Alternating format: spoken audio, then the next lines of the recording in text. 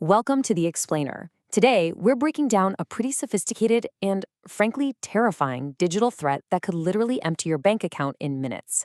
And this isn't a heist with masks or getaway cars. No, this one just needs a search engine and a phone call.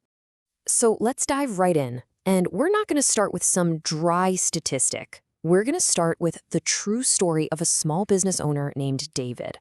His experience shows us exactly how these criminals operate, step by terrifying step.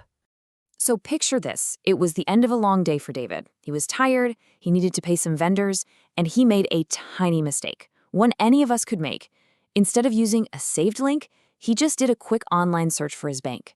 And that first result, the one that looked perfect, it was a trap. He had just fallen victim to something called SEO poisoning. And it sounds fancy, but the tactic is surprisingly simple. Criminals just buy ads to make sure their fraudulent website shows up as the very first result. The FBI is actually warning people about this specifically because it plays on the trust we all have in our search engines. So David types in his username and password, hits enter, and the page just refreshes. He probably just sighed, right? Thought, another website glitch. But in that one tiny moment, he had unknowingly handed over the keys to the kingdom, directly to the thieves. Okay, so the criminals have his login info, but that's not where the heist ends. Not even close. Now comes the really clever and, honestly, the really scary part. This is where they use psychology to bypass every single security measure David has in place. This is where it gets personal. About 10 minutes later, his phone rings. The caller ID? It shows his bank's security department. This is a classic social engineering tactic, basically the art of manipulating people. And the voice on the other end is calm, professional, sounds exactly like someone you're supposed to trust. And then they drop the bomb. The mention of firearms? Well, the FBI has pointed this out specifically. It's not random. It is deliberately chosen to inject pure adrenaline and panic into the situation, basically short-circuiting all logical thought. So now David's in a complete panic, and his phone buzzes. It's a multi-factor authentication code. He thinks he's working with the bank, to stop the bad guys and secure his account. But in reality, he's actually helping them break in. The second he reads that last digit of the code out loud, the scam is over. The criminals have what they need. They don't say another word. They just hang up. Click. You see, that code wasn't to lock hackers out. It was for the criminals to reset his password, locking him out. And while David was frantically trying to figure out why he couldn't log in, they were already wiring his company's entire operating budget, $180,000, to untraceable crypto wallets. Gone. David's story is just devastating. But here's the thing. It is not a one-off tragedy. This is part of a massive, systematic threat that's costing people and businesses millions and millions of dollars. So you have to ask the question, right? How widespread is this really? Is David just an outlier, or is he one of many, many victims?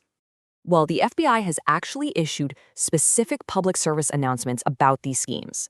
They call it account takeover fraud, or ATO, and they're warning that it targets absolutely everyone, from individuals to huge companies.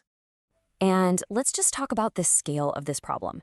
Since the start of this year alone, the FBI has received over 5,100 complaints, and the total loss is more than $262 million from just this one type of fraud.